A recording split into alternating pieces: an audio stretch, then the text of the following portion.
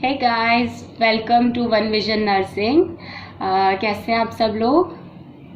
Of course अच्छी होंगे। चलिए अब मैं अपना नेक्स्ट टॉपिक स्टार्ट करना चाह रही हूँ। अभी तक हमने क्या पढ़ा था? सेलुलर चेंजेस के बारे में, लेकिन अब हम पैथोलॉजी का नेक्स्ट एक और टॉपिक कवर करेंगे जो कि है methods and techniques in pathology. ठीक है, मेथड्स एंड टेक्निक्स में सबसे पहले हम हिस्टोपैथोलॉजी पढ़ेंगे। ये थोड़ा बहुत लंबा वीडियो होने वाला है बिकॉज इसमें बहुत सारी चीज़ें हैं समझाने वाली और मतलब बहुत पॉइंट्स हैं इंपॉर्टेंट। ठीक है, और ये इम्पॉर्टेंट टॉपिक है, इसको अच्छे से सुनिएगा और अच्छे से समझिएगा। ठीक है, और आई होप कि मेरे नोट्स आपके लिए थोड़ा पढ़ने में इजी लगता हो आपको और आपके एग्ज़ाम के लिए थोड़ा अच्छा होगा। आप लोग अच्छे से अपना एग्ज़ाम क्रैक कर पाएंगे। अच्छे से पढ़ लीजिएगा, एक एक लाइन मैंने इसमें सारे पॉइंट कवर किए हैं। ठीक है, चलिए स्टार्ट करते हैं। हिस्टोपैथोलॉजी, हिस्टोपैथोलॉजी को क्या बोलते हैं? Surgical pathology. क्यों बोलते हैं सर्जिकल पैथोलॉजी? बिकॉज अभी मैं आगे पढ़ाऊंगी आपको समझ आ जाएगा। ठीक है, it deals with the gross and microscopic examination of the tissue. Histopathology में क्या होता है ना, ये जो माइक्रोस्कोपिक जो एग्जामिनेशन करते हैं लोग, जो टिश्यूज़ होता है, किसी भी टिश्यू को हमें पैथोलॉजी लैब में, जैसे हमें किसी टिश्यू जो हमने अभी पढ़ा कि सेलुलर चेंजेस होता है, तो मान लो हमें उसके बारे में पता करना है, तो टिश्यू हमें रिमूव करना पड़ेगा ना बॉडी से। किसी भी पार्ट से टिश्यू रिमूव करके उसकी स्टडी करेंगे तब जाके तो हमें पता चलेगा ना कि उसमें नियोप्लाज्मिक प्रोसेसेस शुरू हो रहे हैं नहीं हो रहे हैं, क्या डिजीज़ है, डिजीज़ कंडीशन के बारे में, डायग्नोसिस, ये सब पता चलेगा ना। तो इसलिए हम क्या माइक्रोस्कोपिक एग्जामिनेशन करते हैं टिश्यू का। ठीक है, tissue are retrieved surgically from the body and sent to histopathological lab for the pathological examination of the specimen. इसमें क्या किया जाता है? सर्जिकली, जैसे बायोप्सी होता है ना, बायोप्सी में टिश्यू का पार्ट निकाला जाता है फिर उसको देखा जाता है लैब में, ऐसे ही सर्जिकली रिमूव किया जाता है टिश्यू का थोड़ा सा पार्ट, देन हिस्टोपैथोलॉजिकल लैब में इसको भेजा जाता है एग्जामिनेशन के लिए। ठीक है, each tissue is assigned a surgical pathological number in the lab. जितने भी टिश्यू भेजे जाएंगे ना, उसको एक सर्जिकल पैथोलॉजिकल लैब में एक पर्टिकुलर नंबर दिया जाता है। ठीक है, सारे टिश्यूज़ को। The tissue section should not be more than 3 to 4 mm thickness. जो टिश्यू काटा जाता है ना, उसका थिकनेस कितना होना चाहिए, एक मेजरमेंट रहता है ना कि हाँ हमें इतना लेना है पर्टिकुलर, तो वो है 3 to 4 mm। The section are placed in the steel and plastic capsule or cassettes and subjected to following steps before examination. Sections को क्या होता है, अब ऐसे तो उठा के हम भेज नहीं देंगे, तो हमें सेक्शंस को एक अच्छे तरीके से भेजा जाता है। ठीक है, किसी चीज़ में रख के तो भेजा जाएगा ना, ऐसे ये पता लगा आप लोगों ने निकाल दिया और बस भेज दिया, किसी बॉक्स में या किसी चीज़ में आप उसको मतलब कवर करके भेजोगे ना, तो किस में रखा जाता है? प्लास्टिक की कैप्सूल्स और छोटे छोटे बॉक्स टाइप के आते हैं जिसको कैसेट्स बोलते हैं। ठीक है, उसमें बंद करके रखा जाता है। ठीक है, फिर उसको बहुत सारे प्रोसेसिंग होती हैं। एग्जामिनेशन ऐसे नहीं होता कि निकाल लिया और जाके माइक्रोस्कोप के सामने देख लिया, ऐसे नहीं होता। उससे पहले बहुत सारे प्रोसेस किए जाते हैं। ठीक है, एग्जामिनेशन से पहले सबसे पहला क्या होता है? फिक्सेशन। फिक्सेशन में the main purpose of fixation is to preserve tissue so as to maintain their natural structure as well as preservation for museum display।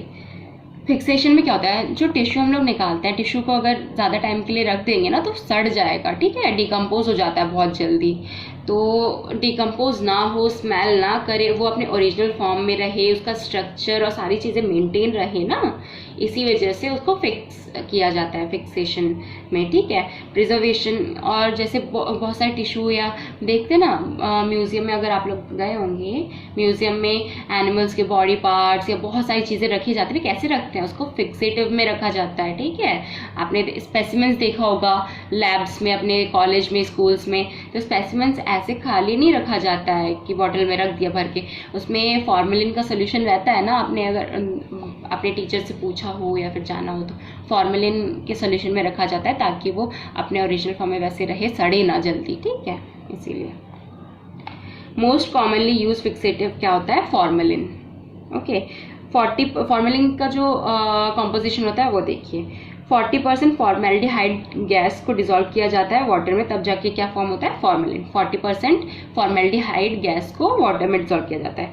Other fixative हम क्या यूज करते हैं, ग्लूटरैल्डिहाइड यूज कर सकते हैं, कार्नोइज फिक्सेटिव जो कि अल्कोहल बेस्ड फिक्सेटिव होता है, ठीक है। अब देखिए इसके बाद हम पिक्रिक एसिड बेस्ड फिक्सेशन, अगर फिक्सेटिव पूछा जाए तो बॉइंस फ्लूइड्स यूज कर सकते हैं, ठीक है। अब पहला हमने स्टेप क्या किया, फिक्स किया प्रिजर्व करने के लिए, मतलब उसको डिकम्पोज होने से बचाने के लिए कर लिया फिक्स। अब टिश्यू प्रोसेसिंग होगी, ठीक है। टिश्यू प्रोसेसिंग के अंदर भी बहुत सारे स्टेप्स आते हैं, बताती हूँ मैं। The fixed tissue must be processed into a form in which it can be cut into thin microscopic section.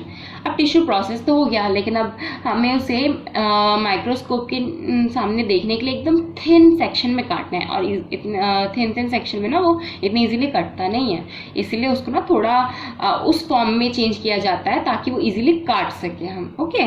तो उसे टिश्यू प्रोसेसिंग बोला जाता है। मेन पर्पस इसका क्या होता है टिश्यू प्रोसेसिंग का, टू रिप्लेस द वाटर को टिश्यू में से निकालना in the tissue with an embedding medium.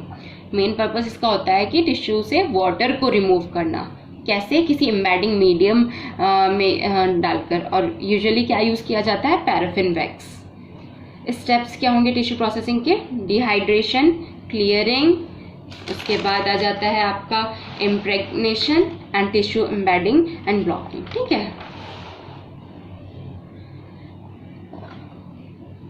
सबसे पहला डिहाइड्रेशन, हमने अभी पढ़ा कि टिश्यू प्रोसेसिंग का मेन पर्पस क्या होता है, वाटर को रिमूव करना। तो डिहाइड्रेशन में क्या करेंगे, purpose is to remove water and fixative. जो हमने फिक्सेशन किया था तो उसमें वो सोल्यूशन उसके अंदर चला गया होगा ना, तो हम क्या करेंगे, वाटर को रिमूव करना है इसमें से, और फिक्सेटिव का जो सोल्यूशन उसमें है उसको रिमूव करना होगा, ठीक है। Replace it with dehydrating fluid, हम टिश्यू को क्या करेंगे, डिहाइड्रेटिंग फ्लूइड में डालेंगे, जिससे कि ये सारी चीज़ें रिप्लेस हो जाएं। डिहाइड्रेटिंग फ्लूइड कौन सा यूज़ करते हैं, इथाइल अल्कोहल यूज़ किया जाता है। आपको इजी लग रहा होगा ना नोट्स, क्योंकि एकदम मैंने पॉइंट टू पॉइंट मेन चीज़ें ऐड किया। आप डायरेक्ट अगर अपने एग्जामिनेशन में यही लिख कर आएंगे ना, तो भी आप बहुत ईजीली नंबर गेन कर सकते हैं। Dehydration is carried out by dipping the tissue through a series of graded alcohol starting from 70% and ascending to 100. Dehydration के लिए भी एक प्रोसेस होता है, मतलब डायरेक्ट ऐसे नहीं कि आपने सॉल्यूशन में डाल दिया, ऐसे नहीं होता है। उसमें भी मतलब धीरे धीरे मतलब डिप किया जाता है टिश्यू को सीरीज में। मान लो बहुत सारे मतलब कैसे बताऊँ, बहुत सारे टेस्ट ट्यूब हैं, ठीक है, 5-6 टेस्ट ट्यूब है, सब में अलग अलग क्वांटिटी में अल्कोहल होंगे, ठीक है। वो स्टार्ट होता है पहले 70% अल्कोहल, फिर 80%, 90%, फिर 100%, असेंडिंग ऑर्डर में अलग अलग क्वांटिटी में अल्कोहल प्रेजेंट होगा, सब में धीरे धीरे डिप करना है, तब जाके डिहाइड्रेशन होगा। अदर डिहाइड्रेटिंग एजेंट क्या यूज़ कर सकते हैं, एसीटोन यूज़ कर सकते हैं, मिथाइल अल्कोहल यूज़ कर सकते हैं, आइसोप्रोपाइल अल्कोहल, ठीक है, जितने भी alcohol, ethyl alcohol, methyl alcohol, isopropyl alcohol, ठीक है, और एसीटोन। अब आता है क्लियरिंग। क्लियरिंग में now dehydrating agent is replaced by a medium in which paraffin wax is completely soluble. अब जो डिहाइड्रेटिंग एजेंट हमने डाला, वाटर तो रिमूव हो गया, लेकिन अब डिहाइड्रेटिंग एजेंट तो रह गया होगा ना उसमें, अब उसको भी रिमूव करना है, और उसके लिए हम क्या करेंगे, उसको एक मीडियम में डालेंगे जिसमें जो पैराफिन वैक्स होता है ना वो कम्प्लीटली सॉल्युबल होता है, ठीक है, उस मीडियम में डालेंगे।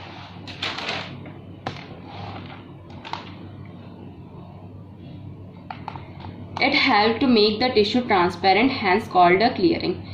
हम क्लियरिंग प्रोसेस क्यों करते हैं, टिश्यू को ट्रांसपेरेंट बनाने के लिए, ठीक है। मेन यूज्ड जो मेनली यूज्ड होता है कॉमनली जाइलिन यूज होता है, ठीक है, याद रखना सबसे मेन। आप ये दूसरे मतलब एग्जांपल ना याद रखें, मेन जो यूज होता है उसको याद रखिएगा, जाइलिन। अदर्स में आ जाता है टॉलिन, बेंजीन, क्लोरोफॉर्म, ठीक है। इम्प्रेग्नेशन, in this clearing agent is replaced by molten paraffin wax. इसमें आपने देखा होगा पहले हमने फिक्स किया, फिर डिहाइड्रेशन में वाटर रिमूव किया, फिक्सेटिव रिमूव किया, फिर क्लियरिंग में हमने डिहाइड्रेटिंग एजेंट को भी रिमूव किया, अब इम्प्रेग्नेशन में हम क्लियरिंग एजेंट को भी रिमूव करेंगे, ठीक है, एक एक करके सबको रिमूव कर देंगे। It make the tissue harder. Impregnation से क्या होता है, हमने क्या किस में डाला है इम्प्रेगनेशन में, पैराफिन वैक्स में टिश्यू को डाला जाता है ना। वैक्स क्या होता है, थोड़ा सॉफ्ट और हार्ड होता है ना, मतलब सॉफ्ट एंड सॉलिड फॉर्म में होता है, ठीक है। ये क्या, इससे क्या होगा ना, सॉफ्ट भी है, इजीली कट भी हो जाएगा, है ना टिश्यू, इसीलिए यूज किया जाता है। It makes the tissue harder, it helps to make their handling, tissue को इजीली हैंडल कर सकते हैं और सेक्शनिंग, उसको काटने में इजी होगा, ठीक है। Tissue embedding and blocking, blocks are conventionally prepared by using metallic leucards L molds। एक ये मतलब एक इंस्ट्रूमेंट होता है कुछ, ठीक है, मोल्ड होता है जिसमें हम टिश्यू को रख के, मेटालिक फॉर्म में रहता है ये, ठीक, मेटालिक मोल्ड होता है जिसमें हम टिश्यू को रख के उसको ब्लॉक्स में डिवाइड, मतलब ब्लॉक्स में उसे कट करता है, ठीक है।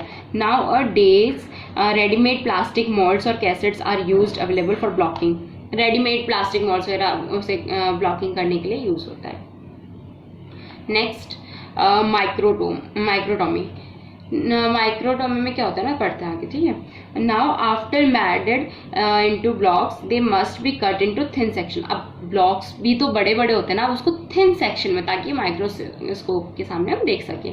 अब माइक्रोस्कोप के सामने तुम इतना मोटा सेक्शन ला के रख दो तो कहाँ से क्लियर विजिबल होगा, एकदम पतला सेक्शन रखा जाता है ना। Cut into thin section for examination. Microtome is an equipment used for cutting microscopic section. Microtome क्या है, वो इक्विपमेंट, जैसे हम नाइफ यूज करते हैं ऐसे माइक्रोटोम इक्विपमेंट है जो कि थिन सेक्शन में कट करता है ताकि माइक्रोस्कोप में हम देख सके। और माइक्रोटोमी क्या है, वो प्रोसेस ऑफ कटिंग को बोलते हैं माइक्रोटोमी। इसके लिए क्या यूज किया जाता है, एग्जांपल रोटेटरी माइक्रोटोम। और अदर में क्या होगा, स्लाइडिंग माइक्रोटोम होगा, रॉकिंग हो सकता है, फ्रीजिंग मेथड हो सकता है। In rotary microtome knife is fixed and the block is movable and can be advance toward the block. ये जो रोटेटरी माइक्रोटोम होता है ना, सबसे मेनली जो कॉमनली यूज होता है, उसमें क्या होगा, जैसे मान लीजिए ये ब्लॉक है, ठीक है, ब्लॉक हमने रखा और यहाँ पे ये नाइफ है, ऐसे ऐसे ये कट होगा, ये ऐसे मान लो इधर से आ रहा है, ये नाइफ ऐसे ऐसे कट करता जाएगा, ये ऐसे घूमता जाएगा, रोटेट करेगा, ठीक है। तो यही बोला गया है, जो ब्लॉक होता है ना वो मूवेबल होता है एंड जो नाइफ होता है वो फिक्स्ड रहता है, ठीक है। Sections are floated in a water bath maintained at a room temperature of 5 to 10 degree Celsius. जो सेक्शंस अभी काटे गए, ठीक है, माइक्रोटोम की हेल्प से, वो उसे वाटर बाथ में फ्लोट किया जाता है और टेम्परेचर मेंटेन किया जाता है 5 to 10 degree Celsius. It helps to make the wax soft. अब क्या होगा, जो वैक्स हार्ड था वो सॉफ्ट हो जाएगा, ठीक है, टेम्परेचर में। Sections are now gently lifted onto glass slides pre-coated with egg albumin which enhance adherence of section on slide। अब जो sections अब soft wax तो soft हो गया, अब जो वो sections है वाटर बाथ से निकाल के ग्लास स्लाइड पे ले लिया जाता है और ग्लास स्लाइड पहले से प्री कोटेड होती है एग एल्ब्यूमिन। एग एल्ब्यूमिन क्या होता है, थोड़ा चिपचिपा रहता है ना, तो हेल्प करता है एडहेरेंस में। एडहेरेंस मतलब चिपकना। जो हम टिश्यू को उस पर रख रहे हैं ग्लास स्लाइड में, तो वो थोड़ा सा वहाँ पे फिक्स रहना चाहिए ना, तो इसलिए एक एडहेरेंस मीडियम के तौर पे वहाँ पे रखा एग एल्ब्यूमिन की एक कोटिंग रहती है, ठीक है।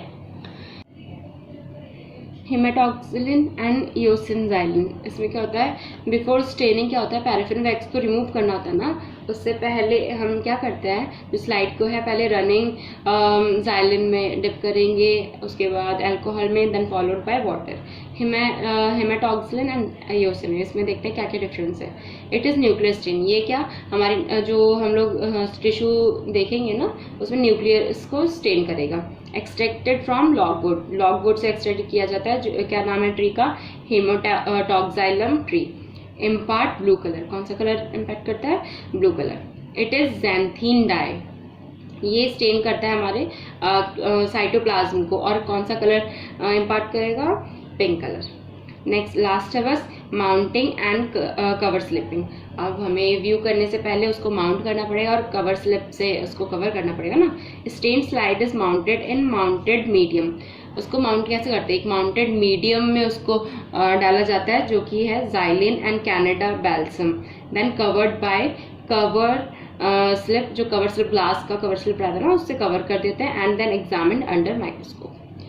ये जो पूरा था हमारा हिस्टोपैथोलॉजी टॉपिक कवर हो गया, हमारा बहुत बड़ा था। सबसे पहले मैं थोड़ा सा रिवाइज करवा देती हूँ। हिस्टोपैथोलॉजी में हमने क्या पढ़ा, ये सर्जिकल प्रोसेस होता है, ठीक है। उसमें टिश्यू को निकाला जाता है, दैन 3 to 4 mm की थिकनेस होनी चाहिए, दैन इसको लैब में भेजा जाता है, ठीक है, एग्जामिनेशन के लिए। सबसे पहले हम इसमें फिक्सेशन करते हैं with the help of formalin. Fixation करने के बाद इसमें क्या करेंगे हम, टिश्यू प्रोसेसिंग में डिहाइड्रेशन होता है, वाटर रिमूव करेंगे, दैन क्लीन उसे एकदम ट्रांसपेरेंट करना है, दैन इम्प्रेगनेशन में पैराफिन वैक्स में डिजोल्व करके उसको क्या करते हैं, हार्ड बनाते हैं। और उसके बाद टिश्यू एम्बेडिंग ब्लॉकिंग ब्लॉक्स में डिवाइड करना, देन माइक्रोटोम के हेल्प से उसको कट कर देना। उसके बाद हम उसको डाई की हेल्प से स्टेन करेंगे, haematoxylin and eosin staining, and then mounting and cover slipping. अगर आपको वीडियो समझ आया हो, मेरा लेक्चर समझ आया हो, अच्छा लगा हो, तो लाइक एंड सब्सक्राइब करना ना भूलें एंड बेल आइकन को ज़रूर प्रेस करें। Thank you.